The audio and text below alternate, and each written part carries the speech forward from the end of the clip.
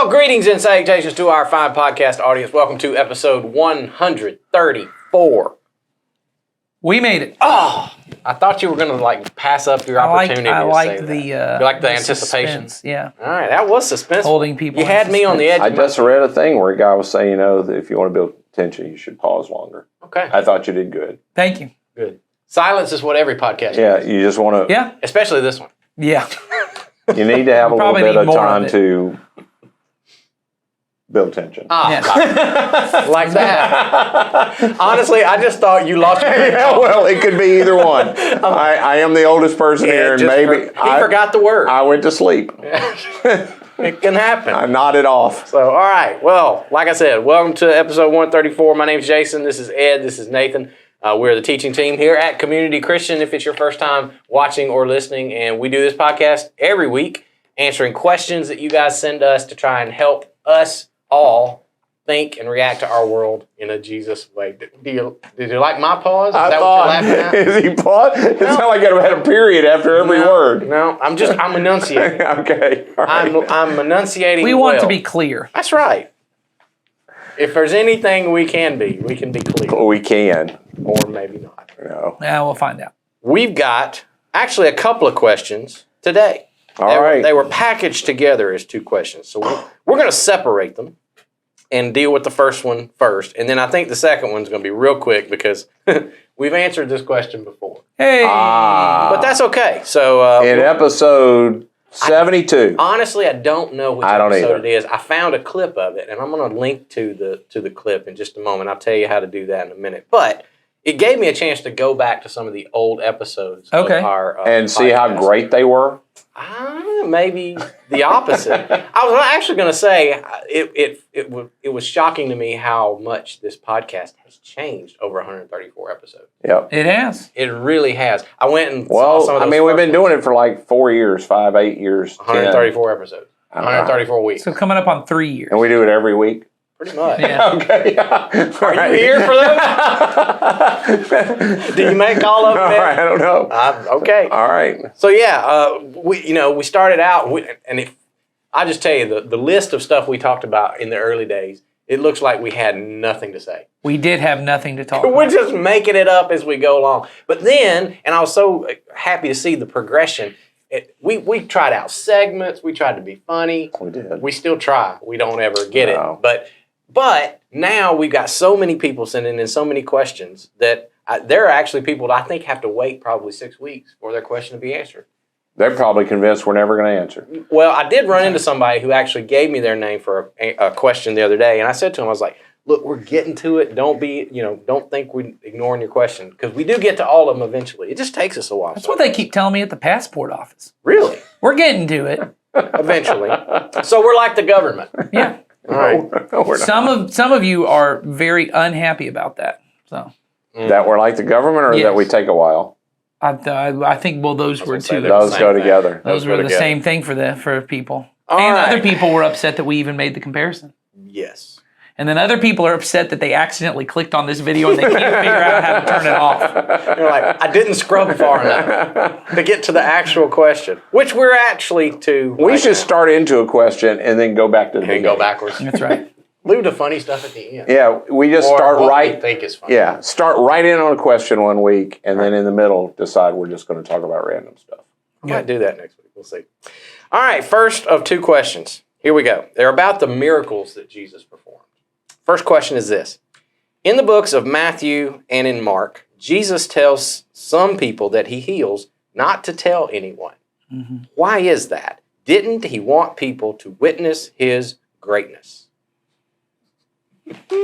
All right, here's my first thought on this one, and you guys can jump off of this one. I think one of the statement that needs to be made is Jesus' mission obviously was not to get famous fast.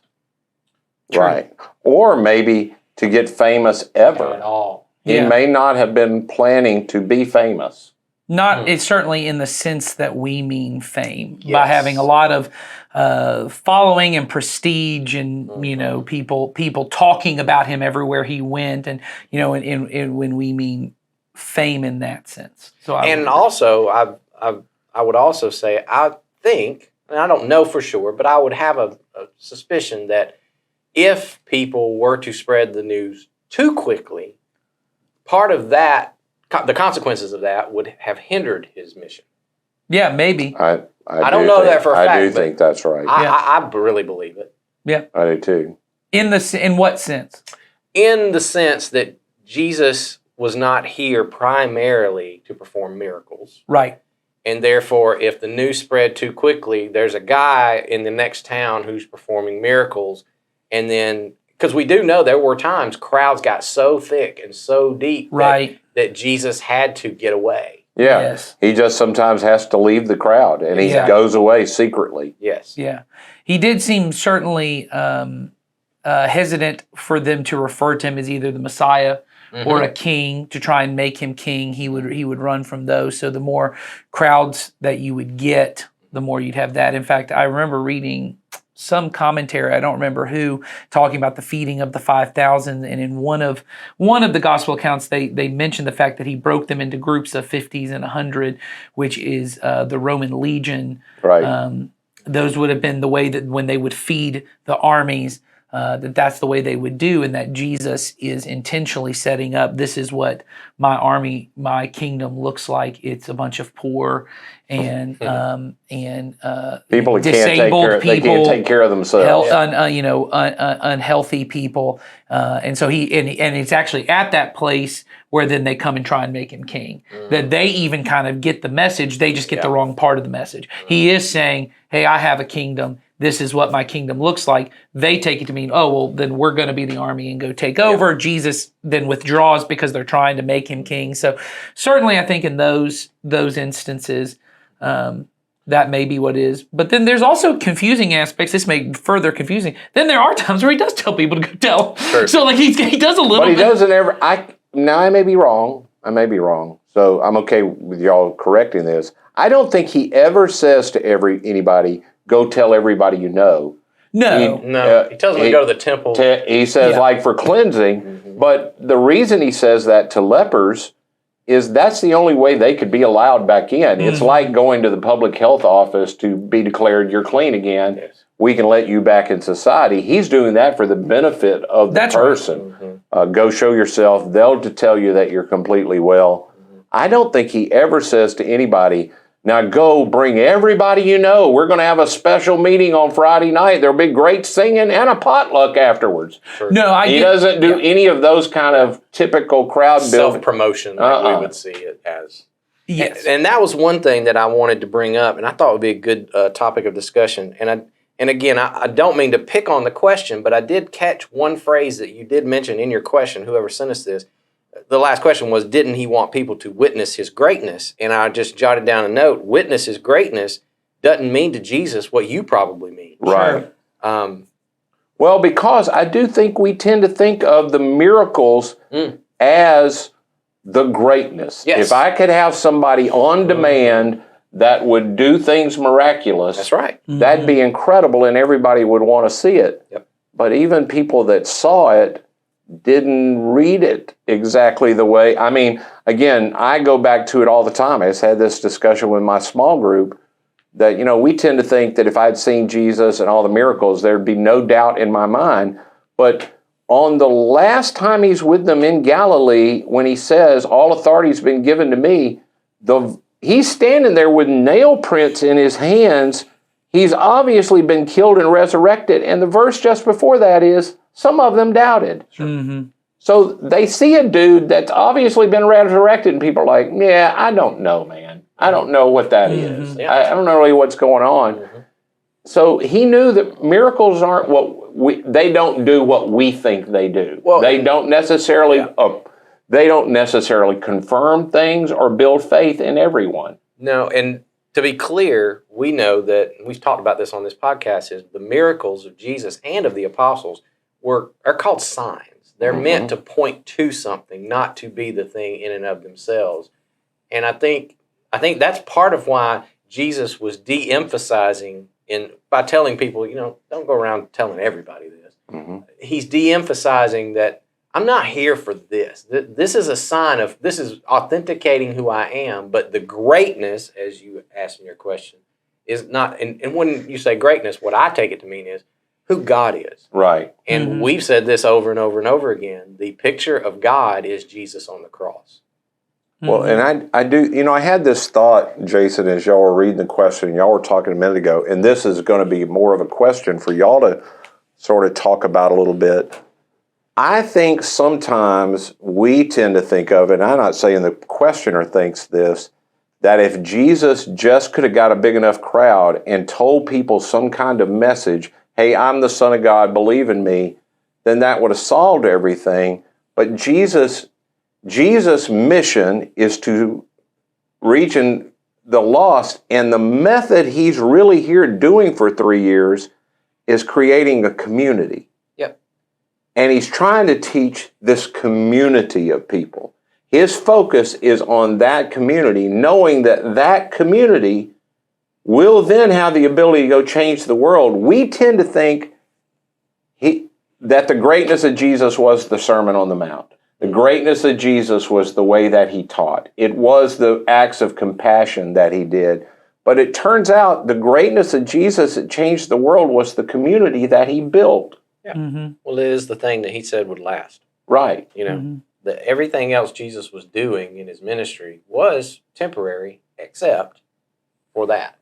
And if the community he built would behave the way he taught it to behave, it would show the greatness of God. It always has.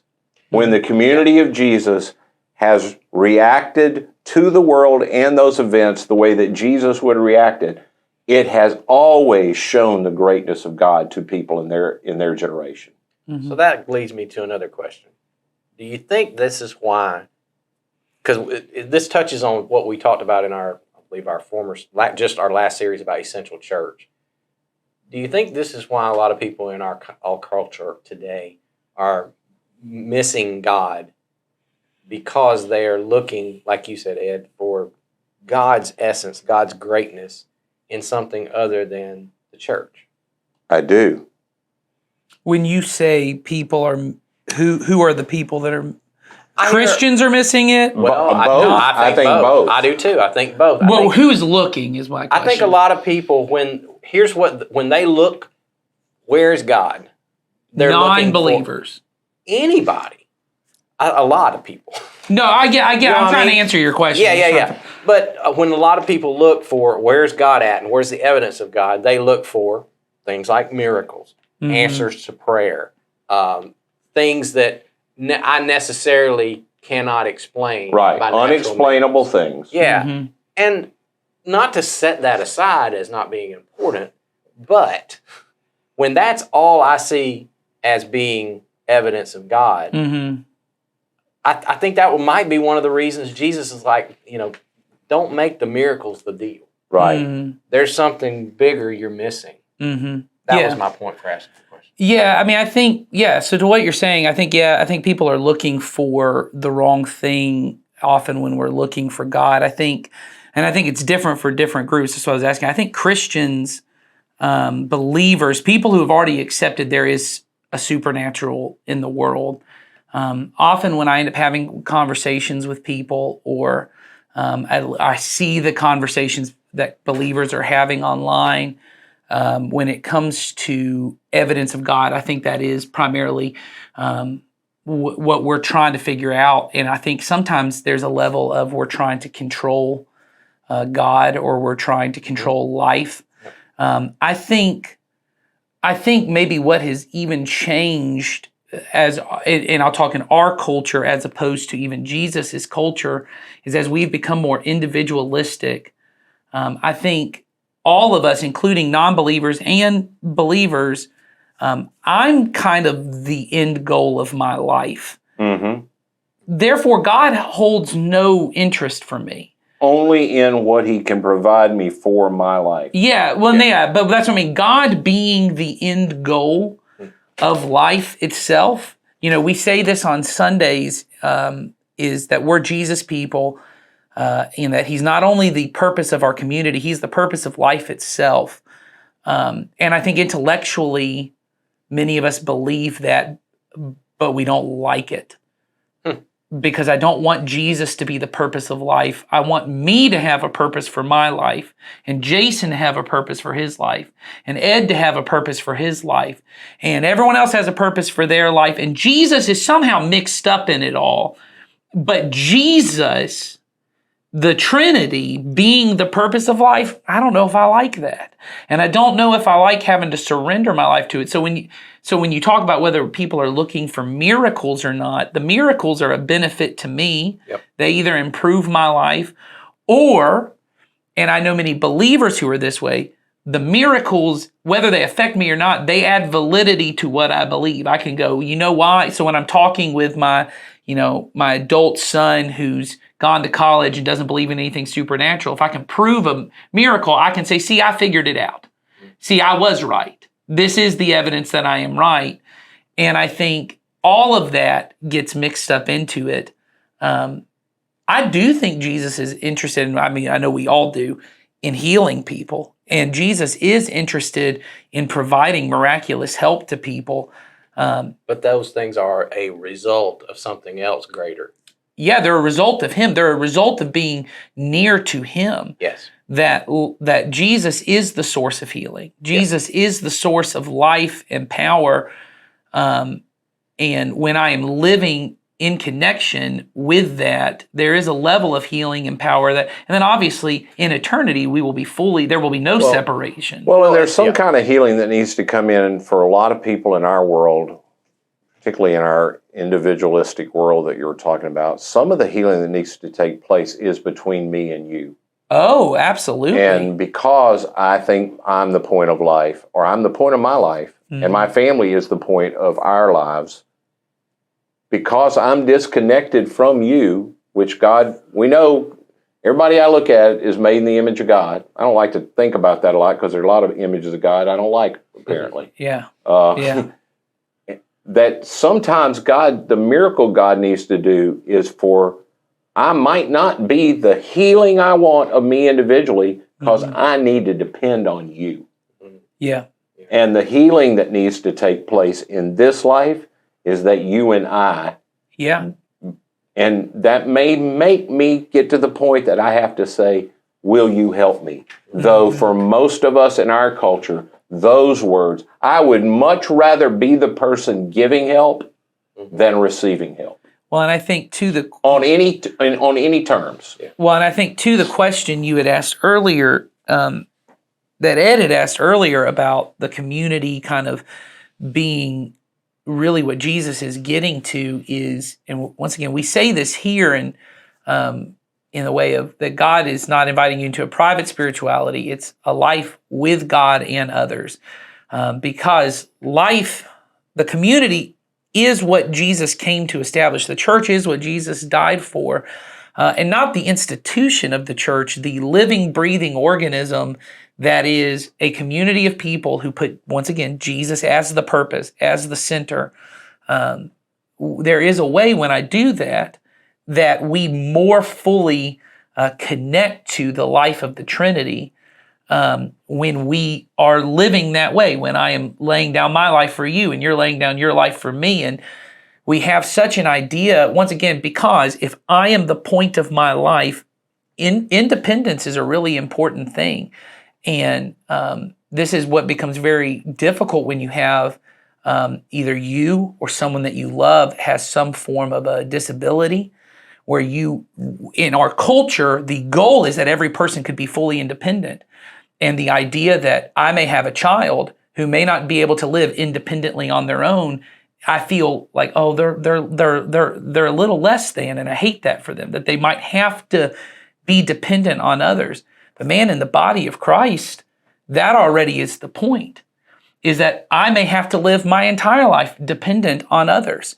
And there is a way in which, and I see it as when Jesus says, when you move towards those who are the least of these in a society, a group that you might look at and go, while they're marginalized, they're on the outside, that when you move to serve someone who is poor or sick, which I would include disabled people into that mix, there's something amiss with their body, someone who's in prison, someone who is dependent, you see the face of Jesus in a different way. And part of that is, I now understand their dependence, but man, I understand my own dependence, that because I am able-bodied, and in my case, I've been privileged to grow up with a fair amount of resources and privilege. I have kind of convinced myself I don't really need anyone else, and I am actually I am at a disability Right. at that point for a different reason, and it is all of us in the church choosing to say, "Man, I need you, and you need me." And Well, it's one of the things I think that I was thinking about this when you were talking about it, that, again, I know I go to 12 steps a lot because I've learned so much from it. And I was just reading a book today that is a person trying to take 12 steps and apply it to everybody. One of the things that, and he doesn't mention this statement, but I thought of while you were talking, in AA things, one of the things I remember learning early on is I get drunk, we get sober. yeah,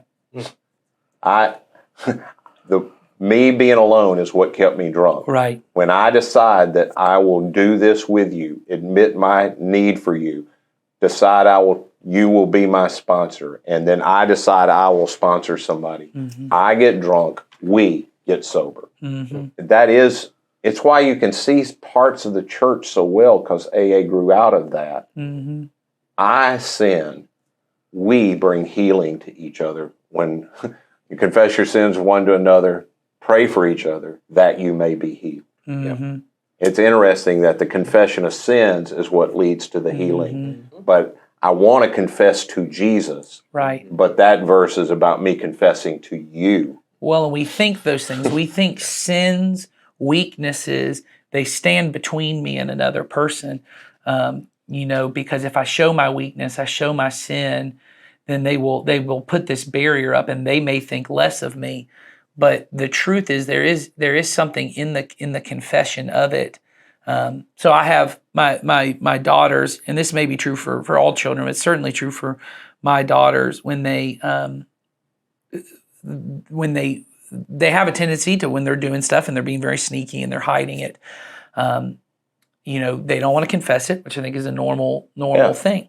And one of my daughters really struggles to ever say the words, "I'm sorry, I'm wrong." I have one daughter who over apologizes to the point that we're like, this doesn't really mean anything anymore. You're just saying it because it helps you feel good. I got one daughter who won't say it even when she's caught in something. She won't even say it. And I got her, I said at one point, I said, "Why is it you don't want to say you're sorry?" And she said, "Because I think you'll be mad at me. I think and what I got to that she did not have the language to is, by admitting I did something wrong, I almost legitimize you walking away from me, because I've now given you all the ammunition. If I keep pretending that I did nothing wrong, you don't have a right or authority. And if you walk away from me, I can tell people they walked away from me for no reason. I didn't do anything wrong."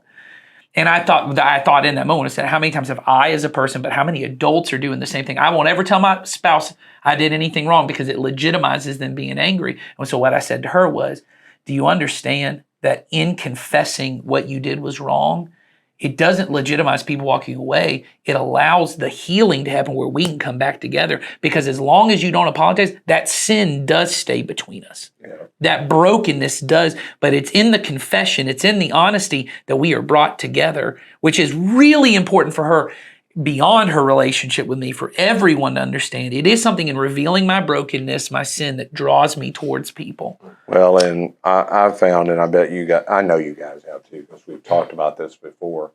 Anytime I confess to anybody, I have found walls immediately come down between us. Yes. Sure. The other person then also feels, the need to forgive me, even if I'm not confessing something I did to them, to tell me that they're pray for me, that they're with me, that they want to help me. It never builds a wall. It builds a relationship. Yeah.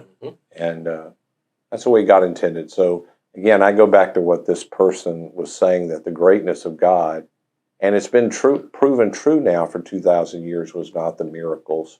Right. Because people still see miracles at work in our world and don't decide to follow Jesus. Right.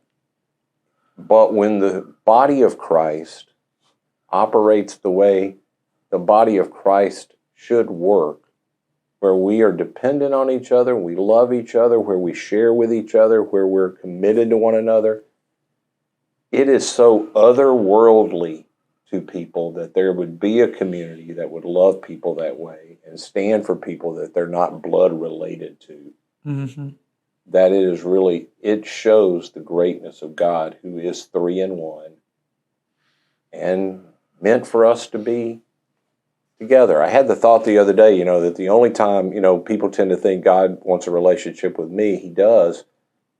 And I know how dependent on you read the first few chapters of Genesis. There was a point where God had a human being, Adam. Mm-hmm. And God goes, it ain't good for him to be alone. Right. Well, God, he's not alone. He's with you. Mm. And God goes, no, there needs to be some more like him. Yeah. And it's not complete. There needs to be us together with each other. And that's always been God's pattern. I'm always building a community. And I expect you to be at work at that too. Mm-hmm. So, I don't know. All right. I hope that helps. We certainly got off of what they wanted. We did get off, but we hey, got far off. We apologize for getting off. That was a fun conversation. It went some directions I think did not we answered it really early on. So if you did. just watched the first 5 minutes of the answer, we That's right. We answered it, and then So to wrap up, one of our comments recently from somebody was, you guys just continue to talk around everything. Oh, really? It was a complaint. Oh, but sorry. they meant like we weren't answering the question. No, they just said you just go on and on and on. Oh, we go on too long. Well, they're not wrong. They're not wrong. That. I would disagree with them. I was just hoping they weren't thinking that we weren't trying to answer questions. No. Sure. So to wrap up, I just did not want to ignore that there was a second part to the question, but there's a reason I left it to the very end. I'll read it real quick and then I'll tell you why. Their second question is, in Mark's chapter 7, 24 to 26, a Greek woman asked Jesus to cure her daughter. Mm-hmm. The Message translation of his reply in Mark 7:27 says, stand in line, take your turn. The children get fed first. If there's any left over, the dogs get it. He goes on to cure the daughter after the woman questions him. Can you shed some light on his reply? I'm assuming it's because of her religion, but it doesn't sound like the loving words of Jesus. And I knew as soon as I read this question, I was like, we talked about this before. So I went back into our archives and I found it. There's a clip. It's on our YouTube channel. And what I'm going to do is in the description of this, if you're listening on a podcast app, it's in the description. If you're watching on YouTube, it's in the YouTube description. There is a link right there. It's going to be the very first thing you'll see.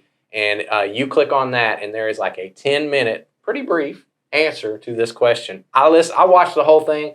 We did a dang good job. Good. I'm proud of us. Okay. We did a really good job. Was it better than the answer we just gave? Was it shorter and more concise? It's shorter. It's more concise. I thought we did a good job. It's back in the old days of the podcast. Maybe what is happening is this podcast is getting into its senile years, and we aren't as good as we once were. Yes. We have now started rambling about different things. Yeah. But I also thought it was a good opportunity to remind folks that if you go to our channel on YouTube, you can find playlists. There's a playlist of full podcasts, and there's another one where we used to pull clips out. We don't do that as much anymore, but we used to pull some clips out of questions that we've answered, and the specific questions are in there. So you might find your question. That's back when Joel was our producer. Yes, producer Joel. He did like work during the week. Yeah, he would pull out clips. But anyway, so check out the clip that's in the description. I did a whole message on that passage one time a long time ago. Well, maybe you should link us to that. I do not want to find that. Okay. But I remember very much talking that whole passage. I don't think you will go back and listen to that and go, wow, I was better then. I know that's not true. Yeah. That's true. Yeah. I know that's not true. All right. So I think we have gotten better with age. We don't know if the podcast has gotten better with age. Yes. We'll let the audience decide. Y'all can decide. So y'all come back next week. We've got preview. I'm going to preview. What is next week's question? A very serious question. We're going to talk a little bit about suicide. So, sorry, it might be a little depressing, but it's a question a really good question somebody needs to know in order to help a friend. So, okay. All right, we'll talk about that one next week. Y'all come back. See you then.